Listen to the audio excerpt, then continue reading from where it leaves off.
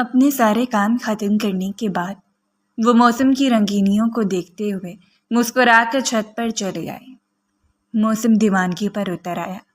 اس کے حسین بال اڑ اڑ کر اس کے چہرے کو چھپا رہے تھے اور اپنے حسین چہرے پر شادمانی سجائے وہ جھانکتے ہوئے شہر سے آنے والے راستے کی سمت دیکھ رہی تھی جہاں سے اس کے محبوب کی آمد تھی۔ چہرہ سرخیوں میں ڈوبا ہوا تھا۔ آج سارا دن وہ کام کرتی رہی، سب کچھ ارسلان کی پسند کے مطابق بنایا، لیکن اس کے باوجود تھکاوٹ کی ایک لہر بھی اس کے چہرے پر نہیں چھائی۔ کالے سیاہ بادلوں نے پورے آسمان کو اپنی لپیٹ میں لے رکھا تھا۔ شدید آندھی موسم اور دل دونوں کو بے چین کیے ہوئے تھی۔ کافی دیر وہ وہیں کھڑی بے چینی سے چکر کاٹتی رہی جب اچانک ایک دل فریب سی خوشبو اس کے ارد گرد منڈلائی اور بے چین سے دل کو تھام کر وہ پلٹی۔ حسین بال لہراتے ہوئے کندھے پر اکٹھے ہو گئے اور آنکھیں مزید پھیل گئیں۔ بے ساختہ اپنے دونوں ہاتھ اپنے منہ پر جما کر وہ وہیں ساکت کھڑی رہ گئی، جبکہ چند قدموں کے فاصلے پر کھڑا ہوا اسے دیکھ کر چمکتی ہوئی آنکھوں سے مسکرایا۔ کچھ دیر اسے پیاسی نظروں سے دیکھتی رہی اور پھر اٹلاتے ہوئے گردن موڑ کر مصنوعی ناراضگی سے سر جھکا لیا اور ارسلان بے ساختہ تڑپتے اس کے پاس پہنچا۔ بڑی محبت سے اسے کندھوں سے تھام کر اپنی جانب اس کا رخ پھیرتے ہوئے اس کی نمدیدہ نگاہوں کو دیکھتا رہ گیا۔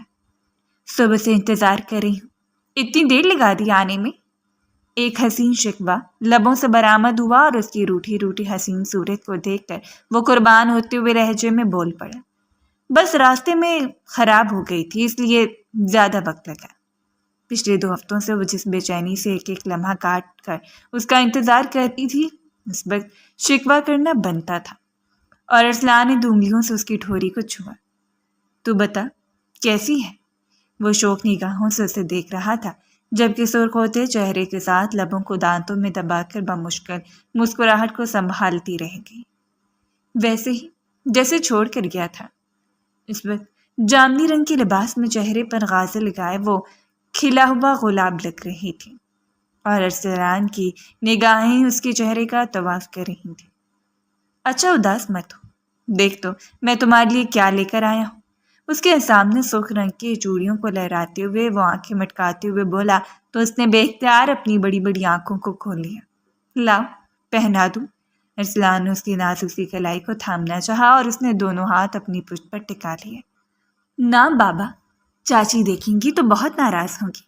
ارسلان نے وہ چوڑیاں اس کے ہاتھ میں تھماتے ہوئے مسکرا کر وہ زینے اترتی چلی گئی۔ چچی کا تلخ رویہ اور لہجہ وہ فراموش کر دیتی جس روز ارسلان کی دیدہ نصیب ہو جاتی۔ پہلے تو وہ ایک ساتھ رہا کرتے تھے، لیکن پچھلے 6 مہینوں سے وہ شہر کسی دکان پر نوکری کر رہا تھا اور اسی لیے اسے مہینے میں صرف 4 دن کی چھٹی ہوتی اور وہ 4 دن اس کے لیے 4 بہاروں کے مترادف تھے جنہیں وہ کھل کر انجوائے کیا کرتی۔ شاندار حویلی کے مردان خانے میں اس وقت گہرا سناٹا چھایا ہوا تھا۔ پورا مردان خانہ سگریٹ کے دھوئیں سے بھرا ہوا تھا اور سگریٹ نوشی کرنے والے شخص نے ایک لمحے کے لیے نہیں رک پایا تھا۔ کافی دیر سے وہ ایک ہی جگہ پر ساکت بیٹھا کسی سوچ میں گم تھا جب اسے کافی گھنٹوں سے یوں ہی بیٹھا پا کر نوازدین ہلکا سا اس کی جانب جھکا۔ خان سائیں، آج خیریت ہے؟ آپ غمگین نظر آ رہے ہیں۔ اور مقابل نے اپنی نشیلی آنکھیں اٹھا کر نوازدین کو دیکھا۔ کوئی بات نہیں ہے نوازدین، تم پریشان نہ ہوا کرو۔ بھلا اس حویلی میں کون سے ہنگامے ہو رہے تھے؟ نوازدین سے بہتر کون جانتا تھا؟ حویلی کا سردار قاسم خان جس میں اپنی سرداری کے بل بوتے پر اپنے چچا کے سامنے سر جھکا کر اس کی بیٹی کو اپنی زوجیت میں لیا، لیکن شادی کے صرف 3 مہینے بعد ہی زرین نے وہ ہنگامے کھڑے کر دیے کہ اللہ کی مان۔ ہر ایک ہنگامے کی جڑ سردار قاسم سے شروع ہو کر سردار قاسم پر ختم ہو جاتی۔ اس عورت کو نہ جانے اس شخص سے کیا مسئلہ تھا، پھر وہ آزاد فضاؤں میں سانس لینا چاہتی تھی۔ کسی بھی سردار سے شادی کر کے اس کی ذمہ داریوں کو گلے سے باندھ کر رکھنے والوں میں سے وہ نہیں تھی، اس لیے آئے روز اس کے مطالبات بڑھتے چلے گئے، لیکن قاسم نے خاموشی اختیار کر لی۔ صرف 1 ہفتہ پہلے اس نے زرین کو طلاق دے دی تھی اور بدلے میں زرین نے اس پر الزام لگا دیا کہ کبھی باپ نہیں بن سکتا، حتیٰ کہ مرد کے لانے کے قابل نہیں، اور یہ چیز قاسم کے لیے اس کی انا کے لیے کسی داغ سے کم نہیں تھی۔ حریفوں نے اس بات کو اس قدر اچھالا کہ اس کے چچا کو اپنی بیٹی کے خلاف جا کر اپنے بھتیجے کے حق میں گواہی دینا پڑی۔ لیکن اس کے باوجود وہ شخص نہ جانے کیوں دن بدن سنجیدہ ہوتا چلا جا رہا تھا۔ باپ کے اچانک مر جانے کے بعد ذمہ داریاں اس پر ٹوٹ پڑیں۔ حالانکہ وہ کوئی نوخیز لڑکا نہیں تھا بلکہ 30 سالہ بھرپور جوان مرد تھا جو ہر طرح کی ذمہ داری کو اٹھا سکتا تھا، لیکن حقیقت یہ تھی کہ زرین کے ساتھ اس کا دل لگ گیا۔ زرین بچپن سے اس کے ساتھ منسوب تھی اور بچپن کی دل لگی کو کیوں چند مہینوں میں ختم ہوتا دیکھ کر وہ اندر سے گلنے لگا، لیکن اب اس کی کوئی دوا بھی نہیں تھی۔ نوازین کافی دیر سنجیدگی سے اس کا چہرہ دیکھتا رہا اور پھر زمین پر بیٹھتے بڑی ہمت کر کے اس کے گھٹنے پر اپنا ہاتھ رکھا۔ شش خان صاحب، میری اتنی ہمت تو نہیں ہے، لیکن اگر آپ حکم دیں تو ایک عرض پیش کروں۔ نوازین کی صرف یہ جرأت اس لیے تھی کیونکہ وہ قاسم خان کے باپ کا قریبی نوکر تھے، اسی وجہ سے قاسم اسے ہمیشہ اپنے ساتھ رکھتا۔ بولو نوازین۔ اس کی سنجیدہ آواز مردان خانے کی دیواروں سے ٹکرا کر خاموش ہو گئی۔ خان صاحب، اگر میری بات مانے تو دوبارہ شادی کر لیں۔ وارث پیدا ہوگا تو خود بخود سب کے منہ بند ہو جائیں گے، آپ کا دل بھی لگا رہے گا۔ ایک عورت کو اپنی زندگی سے نکالنے کے بعد دوسری عورت کے بارے میں اس نے آج تک تصور بھی نہیں کیا تھا۔ نوازین کی بات سن کر وہ چونکا، سگریٹ کو لبوں سے لگا کر سانس اندر کھینچی اور دوبارہ اپنی گردن موڑ کر اس کی جانب سے نظریں پھیر لیں۔ سرکار کو کیا میرا مشورہ پسند نہیں آیا؟ نواز اب آہستہ ہاتھوں سے اس کے پاؤں دبا رہا تھا اور وہ بدمزہ ہونے لگا۔ کوئی کرنے والی بات کرو نواز، تمہاری عمر نہیں ہے ایسے بوڑھے مشورے دینے کی۔ ذرا ہنستے ہوئے اس نے بات کو مزاح کا رنگ دے دیا، لیکن نوازین بالکل سنجیدہ بیٹھا تھا۔ سائیں، جب تک وارث پیدا نہیں ہوگا لوگ آپ کے بارے میں باتیں کرتے رہیں گے، اور جب علاقے کے سردار اور حویلی کے سربراہ کے بارے میں ایسے الزامات لگیں گے تو لوگوں کے درمیان کیا عزت رہ جائے گی؟ صرف اس کی خام خیالی تھی کہ دوسری شادی کے لیے اسے کوئی بھی راغب نہیں کر سکتا۔ جب سے اس نے زرین کو اپنی زندگی میں شامل کیا تھا، پہلے 2-3 جھگڑوں کے بعد ہی بے جان زرین کی جانب سے بدگمان ہو گئی اور اسے کہنا شروع کر دیا کہ وہ علاقے کا سردار ہے، دوسری بیوی کو رکھ سکتا ہے تو کیوں نہ دوسری شادی کر لے۔ زرین کی بھی عقل ٹھکانے آ جائے گی، لیکن اب نوازین جب یہ نکتہ اٹھا کے بیٹھا تھا تو وہ کافی دیر پرسوچ نگاہوں سے اسی بات کے متعلق سوچتا رہا اور پھر اچانک سیدھا ہوا۔ تمہیں لگتا ہے کہ اگر حویلی کو وارث مل جائے گا تو سارے ہنگامے خود بخود تھم جائیں گے؟ وہ پوچھ رہا تھا اور نوازین گرمجوشی سے مسکرایا۔ کیوں نہیں خان صاحب، کیوں نہیں؟ آپ کا دل بھی لگا رہے گا اور حضور کے بارے میں جب الزام نہیں ہوں گے تو دشمنوں پر دھاک بیٹھے گی اپنی۔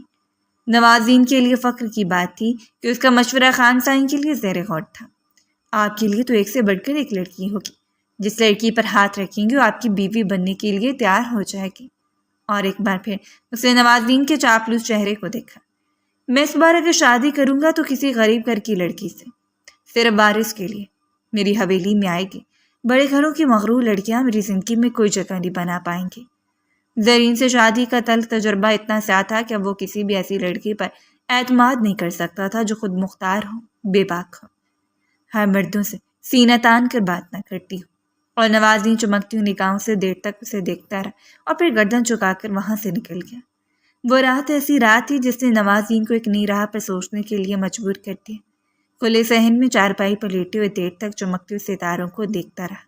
اس کے ذہن میں جو سازش بنی جا رہی تھی وہ اس کی زندگی سنوار سکتی تھی۔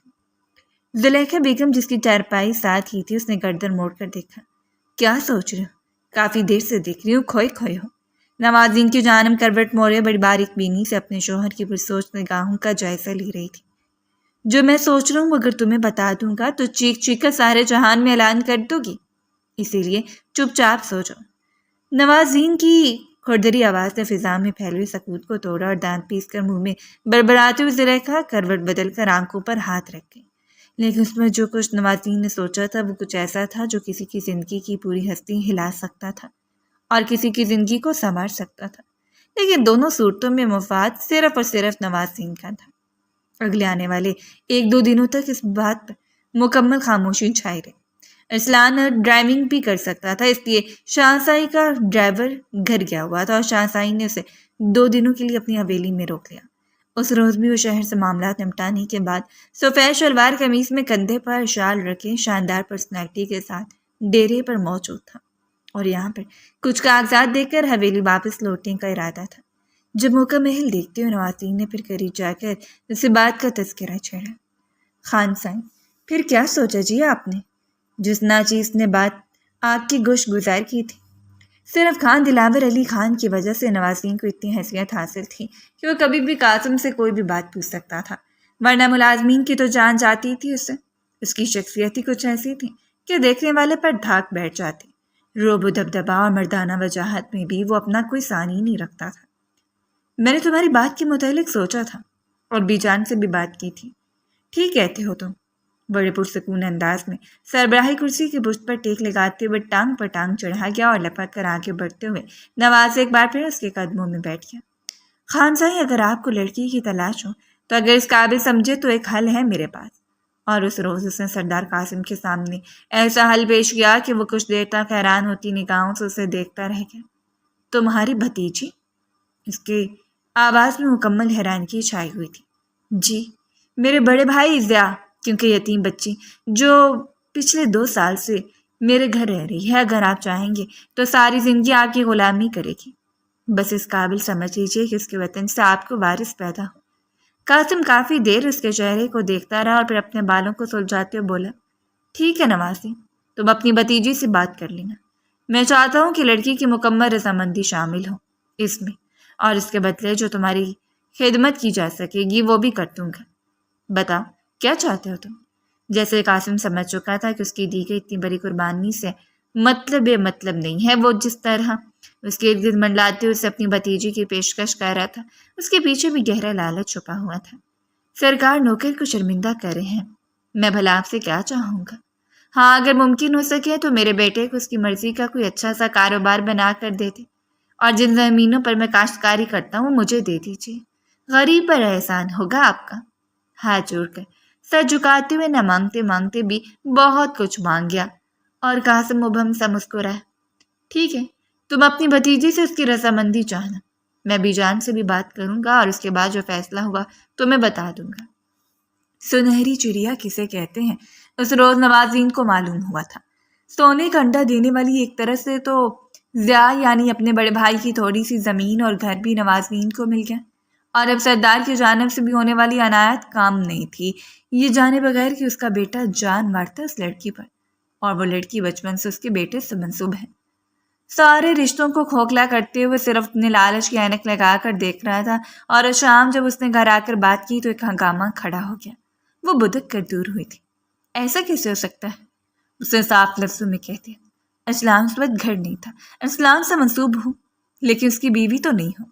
بڑی حویلی، بڑا گھر اور سردار کی بیوی، اسلام تمہیں یہ سب کچھ نہیں دے سکے گا۔ کون سی محبت اور کہاں کی محبت؟ وہ ایسی باتوں کو بھلا کب تسلیم کرتے تھے؟ اسی لیے تیز آواز سے اسے قائل کرنے لگے، لیکن اپنی بڑی بڑی آنکھوں میں آنسو بھرتے ہوئے اس نے اپنے چچا اور چچی دونوں کے سامنے ہاتھ جوڑ لیے۔ مجھ پر یہ ظلم نہ کریں، میں اسلام سے محبت کرتی ہوں، بلکہ ہم دونوں ایک دوسرے سے محبت کرتے ہیں۔ آپ جانتے ہیں چاچو، اسلام اس کی زندگی کا حصہ تھا، اس کے وجود کا حصہ، جسے دور جانے کا تصور بھی نہیں کر سکتی تھی۔ بابا اس وقت زندہ تھے جب اس نے اپنی دھڑکنوں میں اسلام کو بسا لیا، اور ایسے ہی نہیں بلکہ وہ اس شخص سے تب سے منسوب تھی جب اس کے بابا زندہ تھے۔ اپنے نام کے ساتھ اس نے ہمیشہ اسلام کے نام کو سنا، اور یہی وجہ تھی کہ آج محبت وہ مقام حاصل کر چکی تھی جس سے واپسی موت کے برابر تھی۔ اسی لیے اٹھتے ہوئے چاچا کے قدموں میں بیٹھ گئی۔ میں مر جاؤں گی لیکن اس سردار سے شادی نہیں کروں گی۔ مجھے کچھ نہیں چاہیے، دولت کا لالچ نہیں ہے مجھے، میں اسلام سے محبت کرتی ہوں، لیکن یہاں جو درندے موجود تھے ان کے لیے صرف اپنے مفاد کی اہمیت تھی۔ اگلی صبح چچا نے یہ بات جب اسلام کے کانوں میں ڈالی تو وہ بھی اسی طرح دھاڑتے ان کے گلے پڑ گیا۔ آپ ایسا کیسے کر سکتے ہیں؟ آپ جانتے ہیں کہ آکاشا میری منگیتر ہے۔ اسے کچھ ڈھارس ملے، لیکن وہ نہیں جانتی تھی کہ جو لوگ اتنے حوث پرست ہوتے ہیں ان کی اولادیں بھی انہی کے ورث کو سنبھالتی ہیں۔ اسے یقین تھا ارسلان ایسا کبھی نہیں ہونے دے گا، لیکن جب ارسلان چچا کے ساتھ کھیتوں سے واپس آیا تو اس کا موڈ کچھ بدلا ہوا تھا۔ لبوں پر ایک گہری چپ تھی۔ وہ چھت پہ اس کے کمرے میں چلے گئے۔ ارسلان، تم نے بات کی؟ انہیں سمجھایا کہ ہم ایک دوسرے کے بغیر نہیں رہ سکتے؟ سرخوتی آنکھوں کے ساتھ بڑی بےتابی سے پوچھی تو ارسلان ایک نظر سے دیکھا اور پھر سر جھکا لیا۔ بہت سمجھایا میں نے ابا کو سمجھایا لیکن وہ نہیں مانتا۔ میں نے تمہارے بغیر نہیں جی سکتی، میں تم سے محبت کرتی ہوں، چلو ہم دونوں ایک دوسرے کی رضامندی سے نکاح کر لیتے ہیں۔ اس نے دوسری تجویز پیش کی اور ارسلان نے اس کا ہاتھ دور جھٹک دیا۔ تم ہوش میں تو کیا سمجھا رہی ہوں مجھے کہ میں اپنے ماں باپ کا ساتھ چھوڑ دوں؟ ایک لوتا بیٹا ہوں میں ان کا۔ اور وہ دھاتے اور رسلان کو دیکھتی رہ گئی جو ہمیشہ اسے میٹھی آواز میں بات کیا کرتا۔ آج کس طرح بات کر رہا تھا اور اس کی بھری بھری آنکھوں کو دیکھ کر رسلان اس کے دونوں ہاتھوں کو تھام لی۔ جس طرح تو میرے بغیر نہیں رہ سکتی، میں بھی نہیں رہ سکتا، لیکن میں کیا کروں، میں بہت مجبور ہوں۔ چہرے پر بے بسی سجاتے اس سے بھی جو کچھ نظر آ رہا تھا وہ کم مالیت کا نہیں تھا۔ اس کی زندگی سمجھ جاتی۔ زندگی میں تو ایک نہیں لاکھ لڑکیاں آتی رہتی، وہ تڑپتی رہی، روتی رہی، لیکن رسلان نے اسے اپنی محبت کا واسطہ دیکھ کر قائل کر لیا۔ صرف میری خاطر مان جاؤ، ورنہ ابا کو سردار نے دھمکی دی ہے کہ مجھے جان سے مار ڈالے گا۔ اور وہ تڑپ کر رہ گئی۔ میں کسی اور کی بیوی نہیں بن سکتی، کسی اور کے بستر پر کیسے جا سکتی ہوں، کسی اور کی اولاد کیسے پال سکتی ہوں؟ رسلان کو دیکھتے ہوئے چیخ پڑی تھی اور اس نے آگے بڑھ کر اسے خود میں سمیٹ لیا۔ میرے پاس اس کا ایک حل ہے، اگر تم مان جاؤ گی تو ہم دوبارہ مل جائیں گے، صرف چند مہینوں کی بات ہے۔ پر وہ بے قراری سے اسے دیکھتی رہی۔ دو طرفہ چال چلتے ہوئے شخص نے ایسا کھیل کھیلا کہ سانپ بھی مر گیا اور لاٹھی بھی نہیں ٹوٹی۔ وہ جو کچھ چاہتا تھا وہ بھی اسے مل گیا۔ آکاشا بھی شادی کے لیے مان گئی اور آکاشا سے دوبارہ لوٹ کر بھی مل جاتی۔ فائدہ ہی فائدہ، ہر طرف سے تو گویا لاٹری ہی نکل آئی۔ سارے معاملات باہر طے پا گئے۔ وہ نہیں جانتے تھے کہ کب کیا ہو رہا ہے، بس اس نے جو سوگ دل سے لگایا، اسی سوگ کے ساتھ شام سردار قاسم علی خان کی دلہن بنی۔ زندگی میں پہلی بار شاید اس نے اتنا مہنگا لباس پہنے تھے۔ بیوٹیشین نے مہارت سے اسے تیار کیا اور بڑی شال کو کندھوں پر رکھ کر جالی دار دوپٹے میں اتنی حسین لگ رہی تھی کہ جو بھی اسے دیکھتا رشک سے دیکھتا رہ جاتا۔ سردار قاسم علی خان کا کوئی عام نام نہیں تھا۔ لاکھوں لڑکیوں کے دل اس شخص کے لیے دھڑکتے تھے۔ جو بات کرتا تھا تو لوگوں کو ٹھہر کر سننا پڑتی، لیکن شاید محبت اور رشتے کے معاملے میں خدا نے اسے بد نصیب بنایا تھا۔ جو خالی آنکھوں والی دلہن جو اس کے نام ہو رہی تھی اپنے دل میں رسلان کا سوگ بٹھائے بیٹھی تھی۔ قاضی صاحب نے نکاح شروع کیا۔ اس نے ایک بار بھی مڑ کر سردار کا چہرہ نہیں دیکھا جو شاندار ڈریسنگ میں ہر دل پر اپنی دھاک بٹھائے بیٹھا تھا۔ وہ پلکیں اٹھا کر دور کھڑے مسکراتے اور رسلان کو دیکھتی رہ گئی۔ کوئی کیسے مسکرا سکتا ہے محبوب سے بچھڑ کر؟ وہ سمجھ نہیں پا رہی تھی۔ اس کا دل پھٹا جا رہا تھا تو رسلان اتنا مطمئن کیوں تھا؟ لیکن جو وعدہ وہ شخص کے ساتھ کر چکی تھی اسے ہر صورت نبھانا تھا۔ خدا نے ہم لڑکیوں کے دل اسی طرح بنائے ہیں۔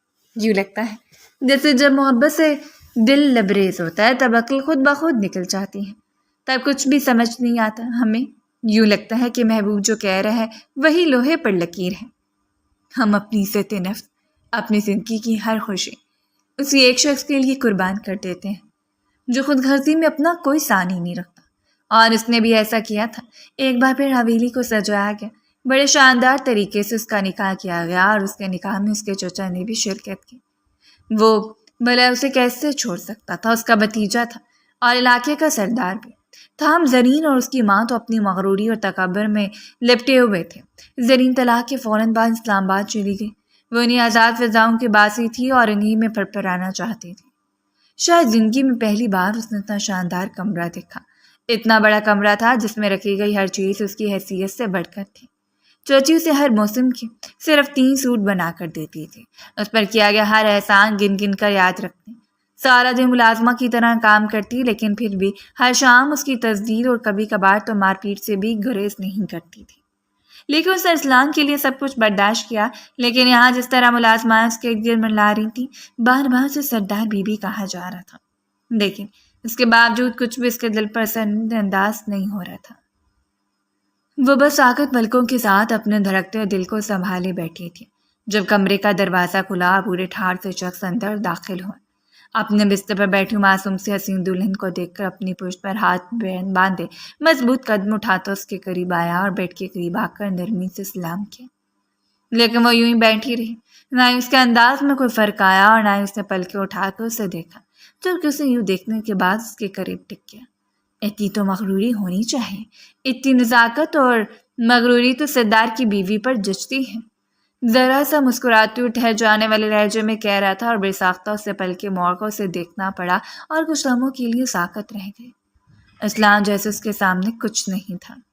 وہ سرخ و سفید رنگت، تراشیدہ داڑھی، طریقے سے بنایا گیا بال، کسرتی وجود، چوڑا سینہ اور لبوں پر ہلکی سی مسکراہٹ۔ سگریٹ نوشی کی وجہ سے سیاہ مائل ہو چکے تھے، لیکن آنکھوں کی چمک مقابل کی نظروں کو چندھا دینے والی تھی۔ سردار کی بیگم نہیں، بلکہ سردار کی سرخوری غلام۔ کاردار لہجے میں اس نے سردار قاسم علی خان کو بابر کروایا تو وہ ذرا سا مسکرایا۔ سردار اپنی عزتوں کو غلامی نہیں بلکہ سرداری سکھاتے ہیں۔ وہ اس کے حسین اور جاذب نظر چہرے کو دیکھ رہا تھا۔ زرین بھی بلا شبہ خوبصورت تھی، لیکن سامنے بیٹھی ہوئی لڑکی سے اس کا کوئی جوڑ ہی نہیں تھا۔ معصوم سا چہرہ، بڑی بڑی آنکھیں جن میں گہری سنجیدگی چھائی ہوئی تھی، اور افسردہ سا حسن۔ اس وقت وہ سمجھ نہیں پایا کہ آخر اس افسردگی کی وجہ کیا ہے۔ مجھے کوئی شوق نہیں ہے آپ کے گھر میں سرداری کرنے کا، سردار بیگم بننے کا، انگلی اٹھا کر سردار کے سامنے کہہ رہی تھی، اور آنکھوں سے بختیار دو آنسو ٹوٹ کر رخساروں پر بہہ نکلے۔ وہ بے یقین سے اسے دیکھ کر رہ گیا، اور پھر اگلی لمحے اس کی انگلی کو نزاکت سے تھام کر اس کی پشت پر ٹکاتے اسے قریب کر گیا۔ سامنے بیٹھی ہوئی لڑکی کو لگا جیسے اس کا دل اچھل کر حلق میں آ گیا۔ اس کے علاوہ لرزتے ہوئے اور بے اختیار قاسم کے سینے پر ہاتھ رکھتے ہوئے وہ فاصلہ قائم کرنے لگی۔ دور دور رہے مجھ سے، خدا کا واسطہ آپ کو۔ اپنے لڑکھڑاتے ہوئے لہجے میں وہ منت کر رہی تھی، اور قاسم نے آج تک زبردستی کسی کو اپنے قریب نہیں کیا تھا۔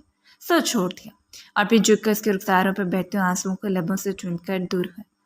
ہماری قربت کے لیے اگر تم دل سے تیار نہیں ہو تو زبردستی نہیں کی جائے گی تم پر، لیکن مجھے یقین ہے بہت جلد اس دوری کو ختم کر دیا جائے گا۔ وہ اس لڑکی کو یہاں وارث کے لیے لے کر آیا تھا، لیکن حقیقت یہ تھی کہ نکاح کے بعد اس کی بیوی تھی، اور وہ اچھی طرح جانتا تھا کہ اس پر حق رکھتی ہے۔ سو اسے بھی وہی عزت اور مقام دیا جاتا جو آج سے پہلے زرین کو حاصل تھا، اس کے دل میں بھی اور حویلی میں بھی۔ علاقے کے سردار اگر اپنی بیوی سے انصاف نہ کر پائے تو پھر سرداری کیسی؟ جبکہ اس شاندار سمرد کو خود سے دور ہوتا دیکھ کر بے یقینی اور حیرت سے دیکھتی رہی، اور پھر جلدی سے فرار حاصل کرنے کے بعد اپنا روسی لباس سنبھال کر اتری اور چینج کرنے چلی گئی۔ جس میں وہ چینج کر کے آئی، قاسم بیڈ کی دوسری جانب آنکھوں پر ہاتھ رکھے سو رہا تھا، اور ایک نظر اس پر ڈالے بیڈ کے کونے میں وہ سمٹ کر سو گئی۔ سونے سے پہلے اس نے خود کو اچھی طرح کمفرٹر سے چھپا لیا۔ آنسو ٹوٹتے اس کے اور رخساروں پر بہتے چلے گئے۔ ارسلان ایک ایسا خواب تھا جو جھاگ کی طرح ہوا میں تحلیل ہو گیا۔ وہی ہوا جس کا ڈر تھا۔ وہ کسی اور کے نام کر دی گئی، کسی ایسے شخص کے نام جیسے اپنی بیوی اور حویلی کی سردارنی سمجھتا تھا۔ اگلی صبح وہ بیدار ہوئی تو قاسم آئینے کے سامنے کھڑا اپنے بال بنا رہا تھا۔ شاندار ڈریسنگ میں وہ شاید کہیں جانے کے لیے تیار تھا۔ اپنے دوپٹے کو سر پر لیتے خاموشی سے اٹھی اور فریش ہونے کے لیے سائڈ سے گزر کر جانے لگی۔ جب قاسم نے اس کا ہاتھ تھام کر اسے اپنے قریب کھینچا اور لڑکھڑاتی اس کے سینے سے آ لگی۔ باہر بی جان ہماری منتظر ہے ناشتے کے لیے۔ وہ نہیں جانتی کہ ہم دونوں کے درمیان کوئی تعلق قائم ہوا ہے یا نہیں، لیکن میں چاہتا ہوں کہ کمرے کی بات کمرے تک محدود رہے۔ وہ اسے کیا سمجھانا چاہ رہا تھا وہ سمجھ رہی تھی، اور نظر جھکا کر ہاں میں گردن لاتے ہوئے اسے دور ہونے لگی، لیکن مقابل کی گرفت اتنی سخت تھی کہ دیر تک اس کے سینے میں سمٹی کھڑی رہی۔ دونوں کی دھڑکنیں ایک دوسرے کو واضح معلوم ہو رہی تھیں۔ بہت معصوم ہو تم۔ عمر کتنی ہے تمہاری؟ 22 سال۔ بے تحاشا چہرے کی سرخ رنگت کے ساتھ اس نے آہستگی سے کہا، اور قاسم نے مسکراتے ہوئے اسے چھوڑ دیا۔ دونوں کی عمر میں بھی اچھا خاصا فرق تھا، لیکن اپنی نفاست، نزاکت اور جسمانی ساخت کی وجہ سے وہ بمشکل 18 برس کے دکھائی دے رہے تھے۔ کچھ دیر کے بعد وہ فریش ہو کر باہر آئی۔ فیروزی رنگ کے کامدار لباس میں اس کا سراپا جچ رہا تھا۔ گیلے بالوں کو پشت پر ڈالے آئینے کے سامنے آ کر کھڑی ہو گئی، جبکہ صوفے پر سگریٹ سلگا کر بیٹھے ہوئے شخص بڑی جذبے سے اس کا جائزہ لے رہا تھا۔ اسے مکمل نظر انداز کیا، اپنے کامتے ہاتھوں کے ساتھ خود کو تیار کرنے لگی۔ صرف اس کی نظروں کا اثر تھا کہ ہلکا پھلکا تیار ہو کر جلدی سے اپنے دوپٹے کو سلیقے سے لے کر پلٹی، اور وہ جو تھوڑا سا دور بیٹھا تھا چل کر اس کے قریب آیا اور نزاکت سے اس کے ہاتھ کو اپنے ہاتھ میں تھام لیا۔ اسے پہلو سے لگا کر چلتے ہوئے اس کے دل کو دھڑکانے کا سبب تو بن رہا تھا، لیکن شاید کبھی ایسا ممکن ہو کہ وہ خود کو شخص کے وجود کا حصہ سمجھے۔ باہر قاسم کی موجودگی میں اسے اچھی خاصی عزت سے نوازا گیا۔ بی بی جان نے آہستہ آہستہ سے حویلی کی ذمہ داریوں کے بارے میں بتایا، ملازمین کا تعارف کروایا، اور ساتھ ساتھ قاسم کے متعلق بھی بتاتی جا رہی تھی، جبکہ چہرے پر مسکراہٹ سجائے وہ چمکتی ہوئی نظروں سے ان کی باتوں کو سنتا مسکراتا جا رہا تھا۔ اپنا ناشتہ مکمل کرنے کے بعد وہ ضروری کام کا کہہ کر حویلی سے نکل گیا، اور کچھ دیر میں بی جان کے پاس بیٹھنے کے بعد وہ کمرے میں آ گئی۔ تم جانتے ہو जिस दिन तुम मेरी दुल्हन बनोगी मैं पूरी रात तुम्हें सामने बिठा कर देखता रहूँगा। तब तुम्हें नाम से नहीं बल्कि मिसेज अरसलान कहकर पुकारूंगा। अच्छा लगेगा मुझे। वो दोनों मंडेर पर बैठकर एक दूसरे को देख रहे थे जब अरसलान की बातों पर खौफजदा होकर वो उसके कंधे पर किसी चपेट लगा गई।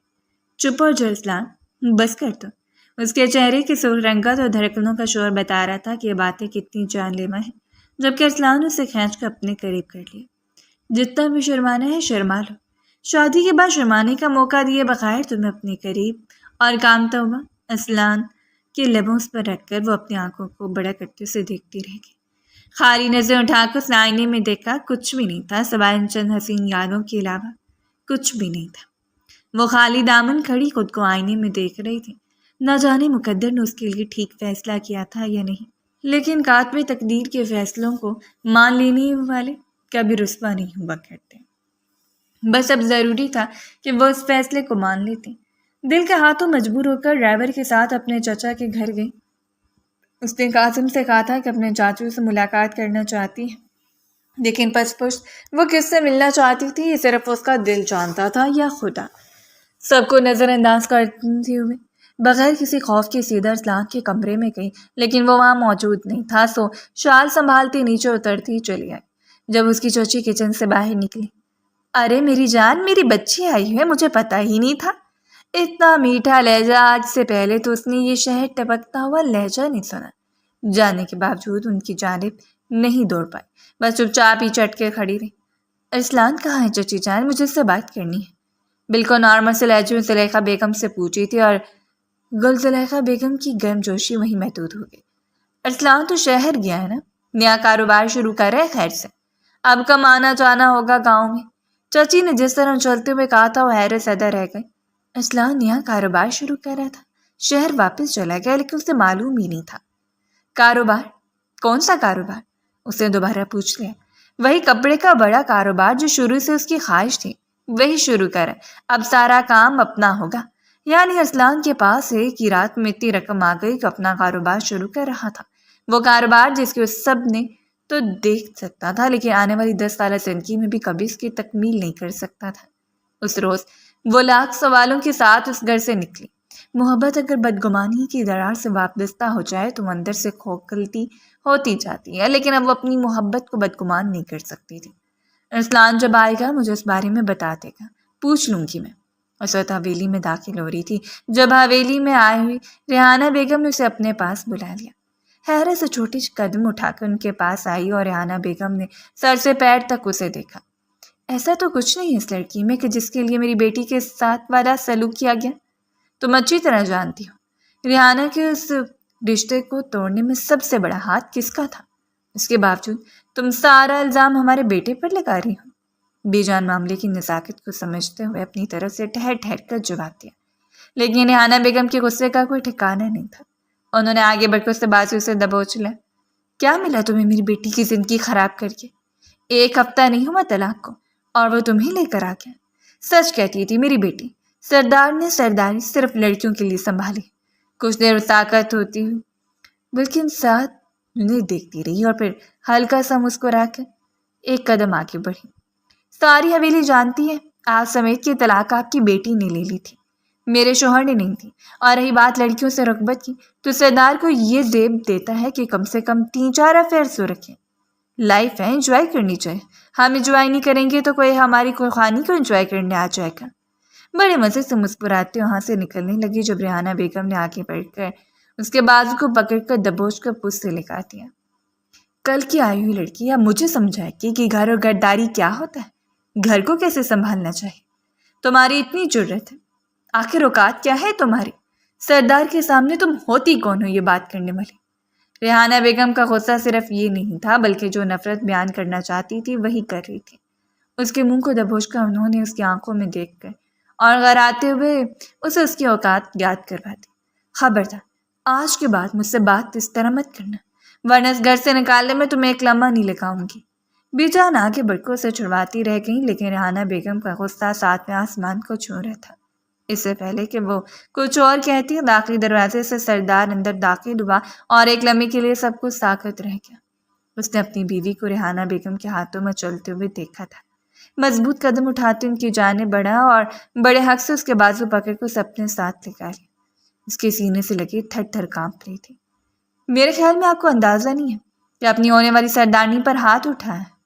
سردار قاسم علی خان کی بیوی پر پھنکار ہے۔ اس کی آنکھیں ضب سے لال ہو رہی تھیں اور ریحانہ بیگم نے سر جھٹکتے اسے دیکھا۔ گلی کا کیڑا کبھی ریشم نہیں بن سکتا۔ سردار کے بستر پر سونے والی لڑکی سردارنی کہلانے کا حق نہیں رکھتی قاسم علی خان۔ اور اب سامنے وہ قاسم علی خان نہیں کھڑا تھا جو صرف زرین کی وجہ سے ان کی ہر بات کو سنتا اور برداشت کرتا رہتا۔ خبردار، یہ میری بیوی ہے، آکاشا علی خان، اور اگر کسی نے میری بیوی کی جانب میری آنکھ سے دیکھنے کی کوشش کی تو میں اس کی آنکھیں پھوڑ کر رکھ دوں گا، یاد رکھیے گا۔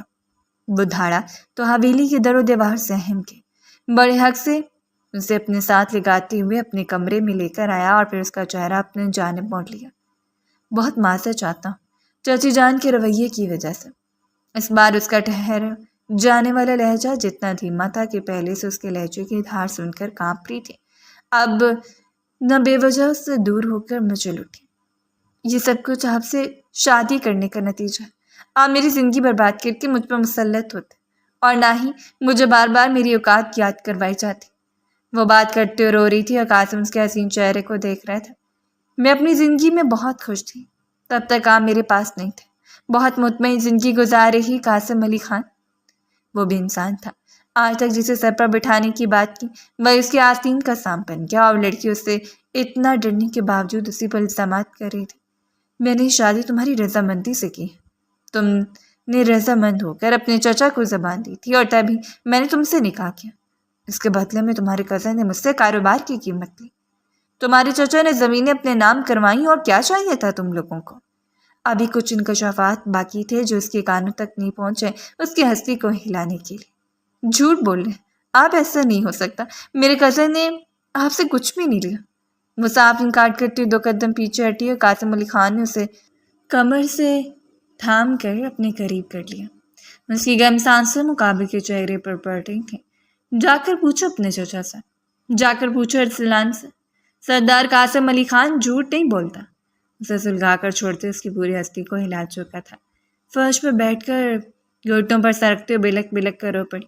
یہ بات بھلا تسلیم کرنے کی قابل تھی کہ ارسلان نے اس کی محبت کی رقم وصول کی ہو۔ اس رات کا سارا مزہ اس کی آنکھوں کے سامنے گھومنے لگا۔ وہ کیسے اسے قائل کہہ رہا تھا، یہ شادی تمہارے لیے ضروری ہے، میری خاطر کر لو، تمہیں میری محبت کا واسطہ۔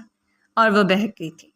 اور پھر اس کی وہ تجویز، رہ رہ کر اسے یہ سب کچھ یاد آ رہا تھا اور وہ بس روتی ہی چلی جا رہی تھی۔ نہ جانے کتنا وقت ہو گیا اسے نہیں معلوم، بس بکھرے بالوں کے ساتھ اپنی آنکھوں کی سرخی کو چھپائے روتی رہی۔ نہ جانے کتنے گھنٹوں کے بعد وہ آیا اور جیسے اپنے کمرے میں داخل ہوا سے فرش پر بیٹھ کر روتا ہوا پایا تو تیزی سے اس کی جانب بڑھا۔ آکاشا، تم رو رہی ہو؟ اس کا نڈھال سا وجود ریزہ ہو چکا تھا۔ کیا تمہیں میری کسی بات نے ہرٹ کی ہے؟ آکاشا اس کے چہرے کو اپنے ہاتھوں کے بارے میں پوچھ رہا تھا اور وہ سر اٹھا کر اس شخص کو دیکھتی رہ گئی۔ اس لمحے وہ دونوں ایک ہی کشتی کے مسافر لگ رہے تھے۔ اس نے محبت کی، لیکن محبت کے بدلے میں اسے کیا ملا؟ کچھ بھی نہیں۔ اور گھر سے رقم دے کر اس شخص نے ایک بار پھر اپنا ہم سفر چننا چاہا تھا جو عزت دار ہو، جو اسے محبت کرنا چاہتا، لیکن بدلے میں اسے کیا ملا؟ کچھ بھی نہیں، اذیت اور بس اذیت۔ اسے اپنے سینے سے لگایا، اس کے بالوں میں انگلیاں چلا رہا تھا۔ میں تمہارا شوہر ہوں، تم سے محبت کرتا، تم پر یقین کرتا، اور تمہارا حق بھی بنتا ہے کہ تم اس کو ٹوٹنے نہ دو۔ آج پہلی بار بھی عزیز اس کے کندھے پر سر رکھے پرسکون ہو کر آنکھیں بند کیے ہوئے تھے۔ اللہ نے حلال رشتوں میں بڑی کشش رکھی ہے۔ پہلی بار سردار قاسم علی خان کی قربت میں آ کر اس کے لیے وبال جان بنتی جا رہی تھی۔ مقابل نے اس کی نمدیدہ نگاہوں پر اپنے لب باری باری ٹکائے اور پھر اس کا سرخ گلنار چہرہ دیکھا۔ اگر تمہارے پاس کوئی نہیں ہے تو آنکھیں کھول کر دیکھو، تمہارے پاس سردار قاسم علی خان ہے، کیا اس سے بھی بڑھ کر تمہیں کچھ چاہیے؟ اور پہلی بار وہ محسن شخص کے سامنے شرمندہ ہو رہی تھی۔ اس نے چپ نظروں کو چکا لیا اور مقابل نے جھکتے ہوئے اپنے لب اس کے لبوں سے جوڑ لیے۔ آہستہ آہستہ اپنے وجود کی پیاس کے وجود سے بچاتا چلا جا رہا تھا۔ وہ بھلا کیسے بھول سکتی تھی کہ اس شخص کا اسے کتنا گہرا رشتہ ہے؟ پروردگار نے اسے اس معصوم سی لڑکی کا محافظ بنایا ہے، تو وہ کیسے خود کو اس کی حفاظت میں نہ دیتی؟ دونوں نے ایک دوسرے کے لبوں سے سارے باتیں اور قسمیں چن کر اپنے دل میں جذب کر لی۔ وہ صرف ایک رات کا واقعہ نہیں تھا، بلکہ آنے والے ہر دن میں شاندار ثمرتیں ثابت کر دیا کہ مردانگی اور محبت دو الگ چیزیں ہیں۔ ضروری نہیں کہ جو محبت کر سکتے اس میں مردانگی بھی ہو۔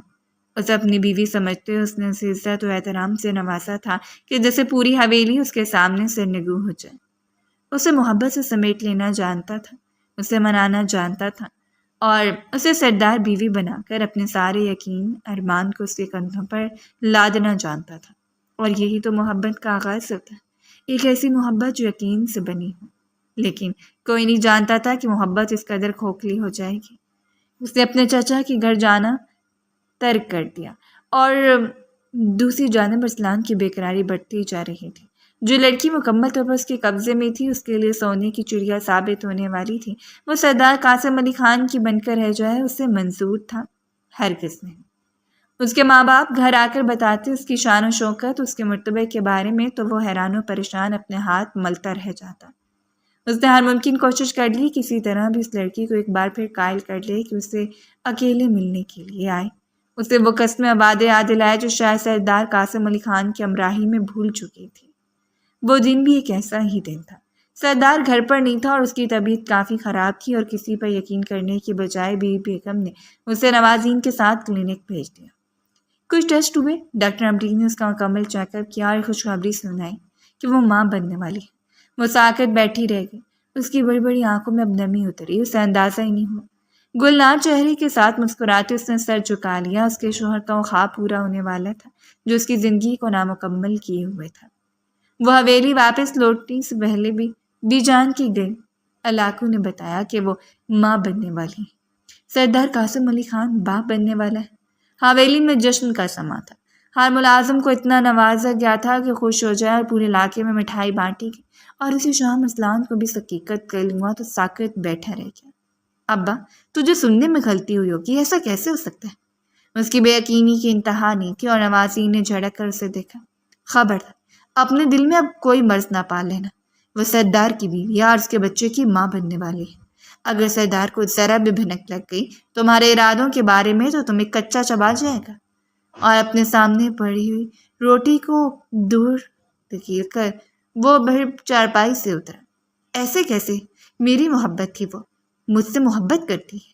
سردار چاہے جتنی بھی سرداریاں کر لے اسے، لیکن وہ ارسلان کو کبھی نہیں بھول پائے گی۔ یہ کوئی بات ہی کرنے والی؟ اور وہ اس بات کو تسلیم کر سکتا تھا کہ آکاشا اسے بھول جائے گی؟ ہرگز نہیں۔ اس نے جو کچھ کیا تھا، لیکن آج کے دور میں کوئی بھی اپنی غلطی تسلیم نہیں کرتا۔ اس کے اندر ایک آگ جل رہی تھی، جبکہ دوسری جانب اس نے مسکرا کر سر جھکاتے سردار کو بتایا تو بے یقین کھڑا رہ گیا۔ تم سچ کہہ رہی ہو؟ میری طرف دیکھو جانا، مجھے دیکھو۔ پہلی بار اس نے سردار قاسم علی خان کو کمزور پڑتے دیکھا تھا، اور پھر اس کی آنکھوں سے اترنے والے آنسو۔ میں سوچ بھی نہیں سکتا تھا کہ خدا مجھ پر اتنا مہربان ہوگا۔ اور اس نے سردار کے دونوں ہاتھوں کو تھام کر ان پر سر رکھا۔ پر خدا مہربان کیوں نہ ہوتا؟ وہ تو نیتوں سے واقف ہے، اور بڑی محبت سے اسے خود میں سموتے اس کے نقشوں پر اپنے لب رکھتا چلا گیا۔ وہ لڑکی اس کی زندگی میں بہار بن کر بکھر رہی تھی، جیسے وہ کبھی فراموش نہیں کر سکتا تھا۔ اس کی زندگی کی قیمتی اثاثہ تھی۔ اسے لگا اس کی زندگی مکمل ہو گئی، اب صرف سکون اور سکون کا بسیرا ہے۔ لیکن اس روز اپنے کمرے میں آنے والے ارسلان کو دیکھ کر جلدی سے بیڈ سے اتری۔ تم میرے کمرے میں کیسے؟ حویلی میں داخل ہو کر سیدھا اس کے کمرے میں آنا یہ کوئی بائیں ہاتھ کا کھیل نہیں تھا۔ ضرور کسی ملازم کے ذریعے یہاں تک پہنچا۔ ارسلان نے آگے بڑھ کر اس کے دونوں کندھوں کو تھام لی۔ تم مجھ سے پوچھ رہی ہو کیا دولت نے تمہارے دل سے محبت کو ختم کر دیا؟ میں سوچ بھی نہیں سکتا تھا تم مجھے بھول جاؤ گی۔ مجھے آکاشا؟ بالکل اسی طرح جیسے میں سوچ نہیں سکتی تھی کہ تم میری محبت کا سودا لگاؤ گے۔ تو میری نظروں میں گر چکے ارسلان۔ ابھی اسی وقت جاؤ یہاں سے، اس سے پہلے کہ سردار آ کر تمہارا گلا کاٹ دیں۔ اور اپنے سامنے پنکارتی لڑکی کو گردن سے دبوچ کر اس نے دیوار سے لگا دیا۔ سردار میرا گلا دبوچے گا یا تمہارا، جو اسے دھوکہ دیتی رہی، جو کسی اور کی محبت کو دل میں سمیٹ کر اس کے بستر میں رہی، اور آج اگر میں مروں گا تو تمہاری اصلیت بھی کھول کر جاؤں گا سردار کے سامنے۔ وہی زہریلا ماضی جو اس کے سامنے سینہ تان کر کھڑا تھا۔ تم ایسا کچھ نہیں کرو گے ارسلان۔ نکل جاؤ میرے کمرے سے، میری زندگی سے، اور بخش دو میرے وجود کو۔ یہ میں تمہارے سامنے ہاتھ جوڑتی ہوں، وہ پھنکارتے ہوئے کہہ گئی۔ وہ نہیں جانتی تھی کوئی سازش ہے، اسے صرف قاسم کی زندگی سے نکالنے کے لیے ڈرامہ رچایا جا رہا ہے۔ بس اس وقت اسلان کے بتحاشا قریب کھڑی تھی جب ریحانہ بیگم کمرے کا دروازہ کھول کر اندر داخل ہوئی، اور اندر داخل ہوتے انہوں نے ہنگامہ کھڑا کر دیا۔ یہ ہے حقیقت سردار کی بیوی کی، ہمارے سر پر بٹھانے چلا تھا، لڑکی نے خود ہی اسے قدموں میں دھکیل دیا۔ ارے میں جانتی ہوں 2 ٹکے کی لڑکیوں کو، ان کی اتنی اوقات ہی نہیں ہوتی۔ انہوں نے سمجھاتی رہ گئی کہ ایسا کچھ نہیں ہے، اس نے شخص کو نہیں بلایا، یہ خود کمرے میں داخل ہوا ہے۔ لیکن ریحانہ بیگم یہ تسلیم کر سکتی تھی۔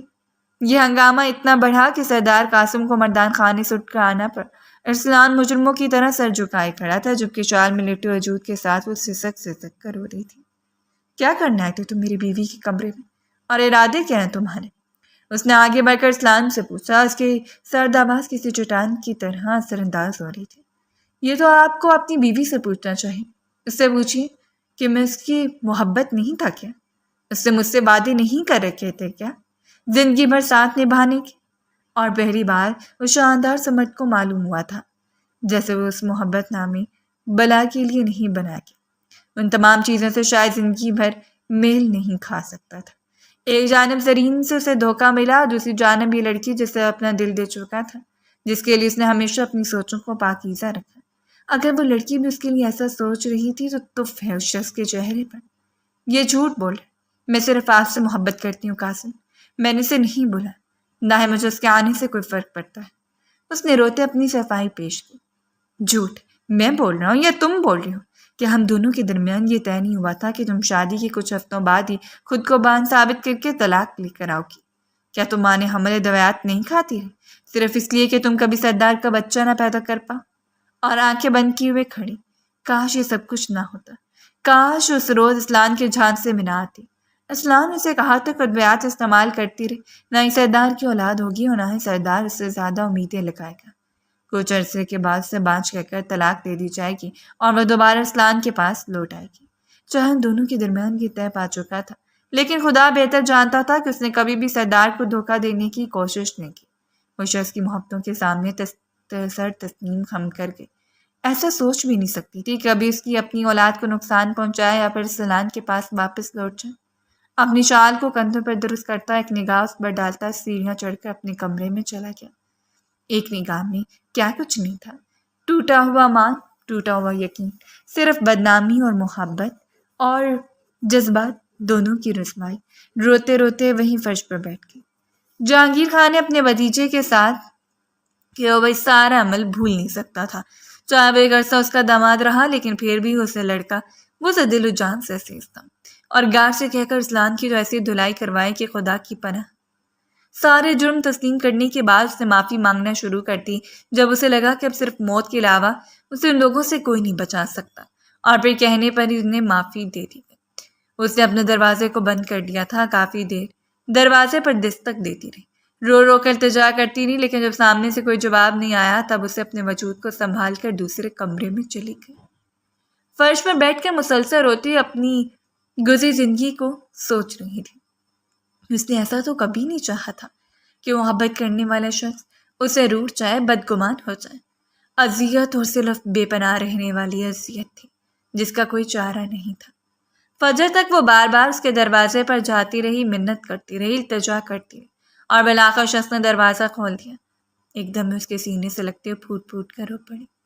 میں اس محبت کے جھانسے میں ڈوبی ہوئی تھی سردار، جس محبت میں مجھے بیچ دیا، جس کے سامنے میری کوئی حیثیت ہی نہیں تھی۔ لیکن اس بات کا ادراک مجھے بہت دیر سے ہوا ہے۔ میں قسم کھا کر کہتی ہوں میں نے آپ کو دھوکہ دینے کی کوشش نہیں کی۔ جب سے آپ کے نکاح میں آئی ہوں اسلام کے بارے میں نہیں سوچا۔ میں نے ایک روز بھی ایسا نہیں چاہا کہ آپ کی اولاد میرے بطن سے پیدا نہ ہو۔ میں نے ادویات ہی استعمال نہیں کی۔ میں خدا کو حاضر نظر جان کر کہتی ہوں۔ اور وہ بس چپ چاپ کھڑا رہا۔ اس کی خاموشی کو محسوس کرتے جھک کر اس کے قدموں میں بیٹھنے لگی اور مقابل بے اختیار پیچھے ہٹا اسے بازو میں تھام لیا۔ تم جانتی کہ میں رات بھر کیا سوچ رہا؟ یہی کہ محبت کے معاملے میں بہت بد نصیب ہوں۔ شاید زندگی بھر مجھے محبت راس نہیں آئے گی۔ میں زرین کو اتنا محبت نہیں دے پایا تو میں نے اسے عزت دی، اسے خود کو میری نظروں میں گرا دیا، لیکن میں نے پھر بھی اسے اپنی بیوی سمجھا۔ اس کی ہر دھرمی پر بھی اپنے سر کو جھکائے رکھا۔ وہ اس کے سامنے بے بس کھڑا تھا اور اس کی بے بسی پر کامتی ہوئی لڑکی بس آنسو بہاتی جا رہی تھی۔ میں نے اپنے یقین اور اپنے مان کو تم سے منسوب کر لیا، اس سوچ کر کہ سارا جہاں مجھے دھوکہ دے سکتا ہے لیکن تم نہیں دے سکتی۔ اور تم نے کیا کیا؟ وہی سب دہراتے؟ نہیں خان صاحب، میں اپنے بچے کی قسم کھا کر کہتی ہوں، میرا یقین کر لیجیے۔ اگر محبت کر لی تو ایک بار یقین کر کے تو دیکھ لیں۔ لیکن یقین اتنا آسان نہیں تھا۔ اگلے آنے والے کتنے دنوں میں اسے ناراض پڑتا رہا۔ شاید افسوس تھا اسے، بے تہا افسوس، اور افسوس کسی نہیں ہوتا۔ ہر وہ دل جو سینے میں دھڑکتا ہے ایسی واردات کا شکار ہو کر افسوس زیادہ رہ جاتا ہے، سو وہ بھی تھا۔ اس نے ایک بار پھر کوشش ترک نہیں کی، اسے منانے کی، اسے یقین دلانے کی کہ محبت سے لبریز ہے۔ اس کا دل صرف قاسم علی خان کے نام پر دھڑکتا ہے۔ اس دن بھی وہ جرگے سے واپس آیا، اسے نظر انداز کر کے صوفے پر بیٹھا تھا جب مرجھائی ہوئی رنگت کے ساتھ سے دیکھتے ہوئے وہ آ کر اس کی گود میں سر رکھ گئی۔ مقابل نے نرمی سے اپنی انگلیاں اس کے بالوں میں چلانا شروع کر دی، جو کہ اس کا دل فریب کام تھا۔ اس لڑکی کے لمبے تراشیدہ بال سے بہت اچھے لگتے تھے اور وہ ہمیشہ انہیں الجھایا کرتا۔ کب معاف کر دیں گے مجھے؟ میں آپ کے بغیر مر جاؤں گی تب؟ اور قاسم نے اپنی انگلیاں اس کے لبوں پر روک لی۔ تمہیں لگتا ہے کہ تم میں خود سے دور کر چکا؟ نہیں، بلکہ مجھے لگتا ہے کہ آپ نے مجھ سے خود سے محروم کر دیا۔ اس کی بے قراری اور رونے پر ذرا دل فریبی سے مسکرایا۔ وعدہ کرتی ہوں کہ آج کے بعد تمہارے دل میں کوئی بھی محبت سر اٹھانے کی کوشش کرے گی تو تم سب سے پہلے مجھے آگاہ کرو گی۔ وہ وعدہ لے رہا تھا اور اس نے اس کے ہاتھ پر ہاتھ رکھنے کی بجائے اپنا سر رکھ۔ جس روز میں آپ سے دغا کروں اسی روز مر جاؤں۔ اتنا تو حق بنتا تھا کہ وہ سردارنی اپنے سردار کے لیے مر جاتی، اسے وعدہ خلافی نہ کرتی، اسے خود سے محروم نہ کرتی۔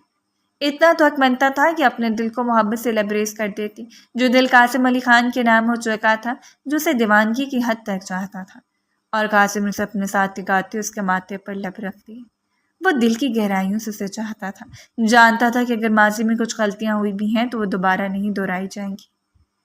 وہ لڑکی قابل محبت ہے۔ ہر بار اگر عورت معاف کر دیتی ہے تو کبھی کبھی مرد کبھی حق بنتا ہے کہ اپنی دل کو بڑا کر لے، اپنی پسندیدہ عورت کے سر جھکانے پر اس کی غلطی کو تسلیم کر کے اسے سینے سے لگا لے، کیونکہ عورت ناقص العقل ہے۔ اگر پروردگار نے اسے مرد کی حفاظت میں دیا ہے تو حفاظت اور ذمہ داری لینا آسان کام نہیں ہوتا۔ نہ جانے کتنی بار معاف کرنا پڑتا ہے، نہ جانے کتنی بار منانا پڑتا ہے، تاکہ وہ گلاب کی طرح کھلی رہے، تاکہ وہ مرجھا نہ جائے، تاکہ اس کی رنگت زرد نہ ہو۔ اور یہی تو محبت کی پہلی سیڑھی ہوتی ہے۔ لالے سے بھرے ہوئے لوگ اس کی زندگی سے نکل گئے۔ ایک حسین سفر، ایک حسین ہم سفر کا ساتھ ان دونوں کا منتصر تھا، جس پر چل کر ایک دوسرے کی زندگی کو جنت بنا سکتے تھے۔